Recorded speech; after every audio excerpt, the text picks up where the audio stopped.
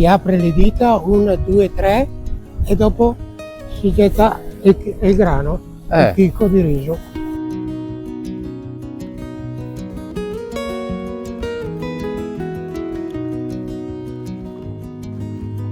Primo anno che ho seminato riso, l'ho seminato tutto a mano, 1,5 metri, circa 6 campi.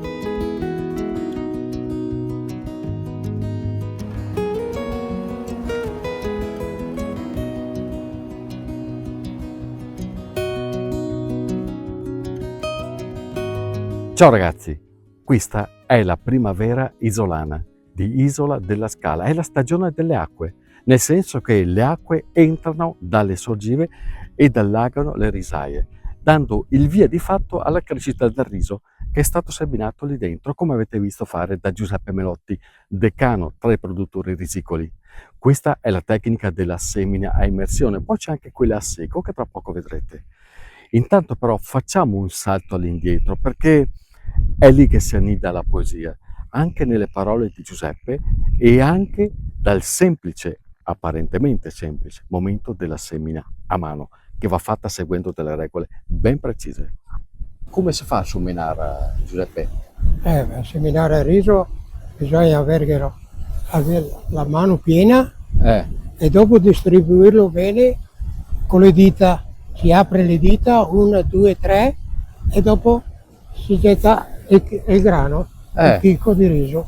È una tecnica questa? Bisogna stare attenti perché bisogna seminarlo bene, che sia uniforme, altrimenti dopo viene tutto assieme da una parte e dall'altra magari rimane senza la terra, senza riso. Ma lei chi le ha spiegate queste cose? L'età... Tanti anni fa, il primo anno che ho seminato riso, l'ho seminato tutto a mano, 1,5 metri, circa 6 campi, tutto seminato a mano. È tutto così? Tutto così con le mani. Ad arco? Ad arco, a volte anche 2 archi, per prendere un po' di più, oppure quando c'è poca terra, star più stretto con l'arco. È sempre nello stesso verso? Sempre nello stesso verso, mai all'altro verso. Sempre così perché si distribuisce bene, perché le dita sono quelle che lo dividono, certo, dalla mano dividono il chicco che va nel terreno uniforme. Dall'86 a oggi quanta roba è cambiata, Giuseppe? Cambia come il giorno e la notte. Adesso vanno via quei satellitari, vanno via tutto automatico. Non c'è più le marce come una volta che si attacca il trattore. Certo. Adesso si preme un pulsante, va tutto. Ma lei... E anche dritto, uniforme, invece prima si faceva diverse curve e dopo il prodotto quando veniva su era brutto da vedere perché era, invece adesso è proprio dritto come una scioppetta. Cosa prova quando arriva questa stagione, no? Quando l'acqua torna nelle risaie? Cosa prova un risicoltore? Non vedo l'ora che arriva il tempo per la semina, però c'è anche il problema che a volte è scarsità di acqua, c'è da un po' da dividere l'acqua in base ai pesamenti, bisogna seguirlo sempre. Il riso bisogna seguirlo sempre, tutti i giorni, anche a tenere il livello dell'acqua nei terreni. Quando è nato bisogna sbassare l'acqua, far crescere l'acqua in base all'altezza e sviluppo della pianta. Quindi è un monitoraggio costante, continuo. Sempre, tutti i giorni, non bisogna mai abbandonarla, anche la domenica, non bisogna mai abbandonarla la risaia. Certo. Cosa prova ad avere una squadra, la sua famiglia che sta portando avanti, i suoi figli?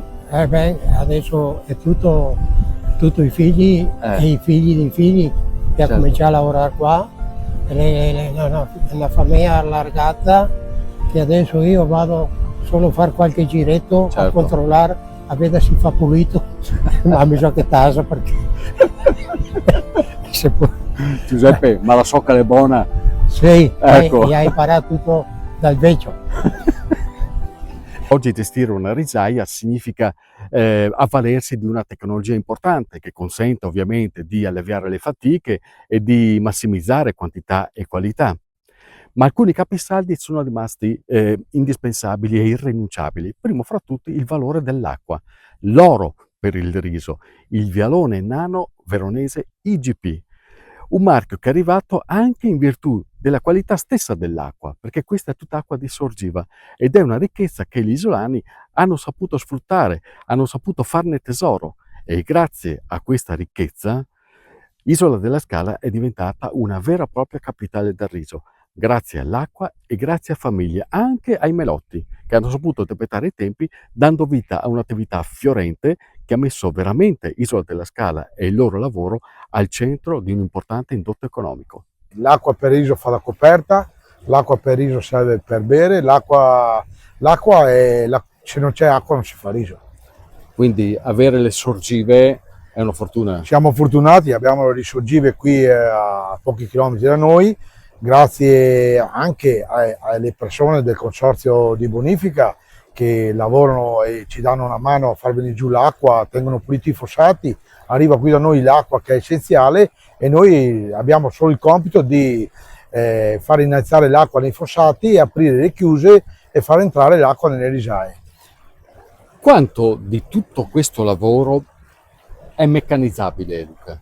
Ma allora, la parte dell'acqua è poco meccanizzabile perché è un lavoro che tu devi controllare tutti i giorni, un lavoro che l'acqua la devi innalzare man mano che il riso si cresce, dunque oggi la puoi tenere 3 cm, domani la devi portare a 4 perché il riso è cresciuto di 1 centimetro e via via così fino ad arrivare che all'interno del campo del riso tu trovi circa dai 10 ai 15 cm di acqua. Questo è il quanto, dopo lo devi controllare tutti i giorni perché se per caso manca nel fossato tu devi registrare tutti i giorni il livello con le assette nei vari chiusini, nei vari sostegni dell'acqua, ecco, dei fossati. Adesso tutta la vostra famiglia è impegnata, no? Tuo padre mi ha detto che quando ha cominciato ha seminato tutta un'intera risaia a mano. Adesso con i mezzi che avete, quante ne potreste fare in un giorno? Beh, in un giorno arriviamo a seminare quasi 70 ettari di risaia in un giorno, mentre quel giorno che ha seminato mio papà, parliamo di 40 anni fa, in un giorno ho fatto sì o no un ettaro.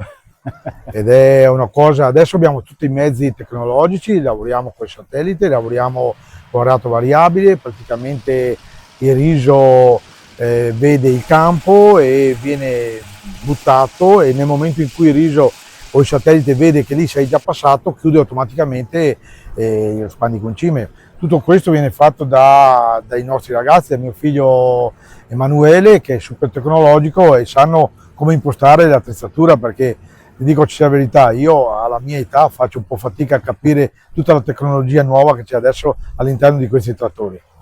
Luca, perché sei qui tu? Perché hai continuato questa passione di famiglia? Beh, questo è un lavoro che se hai la passione lo fai, se non hai la passione non lo fai, perché qui non c'è giorno, non c'è festa, non c'è domenica, non c'è né 1° maggio, non c'è 25 aprile, non c'è lunedì di Pasqua, praticamente tu devi esserci. E a volte i miei amici mi chiedono, ma come fai tutti i giorni?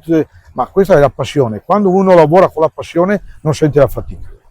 Ma un altro segno dell'evoluzione dei tempi che i melotti hanno saputo cavalcare è la grande varietà di prodotti che sono riusciti a creare partendo dal riso che rimane comunque il baricentro di tutta la loro attività, il loro core business. Ma oltre ai pacchi di riso, nel loro spaccio per esempio potete trovare tanti di quei prodotti anche impensabili, frutto di una creatività che obiettivamente è lo specchio della grande versatilità di questo cereale, quindi la sbrisolona, altri dolcetti, la pasta con la farina di riso e quant'altro. Insomma, un mondo variegato che riflette una passione, d'accordo, per la risaia, ma anche su ciò che dalla risaia si può ricavare. Oh ragazzi, io sono un innamorato della sbrisolona, fatta con la farina di riso ed è una roba che si accompagna al plum cake, qui della mamma Rosetta, vedi tu, colazione. E qua anche le penne di riso, e questo che le porto alla mia di mamma. Sì dai, che me fa con ragù buon che la fa sempre lei. Crema di nocciole con farina di riso, crema spalmabile al riso, gusto pistacchio. Ho capito, aspetta. Fermo così. Ecco. Ciao ragazzi, devo far spesa, mi spiace. Ci vediamo alla prossima chiacchierata. La tisana al riso nero di Beppino. Insomma, papparaso, vero?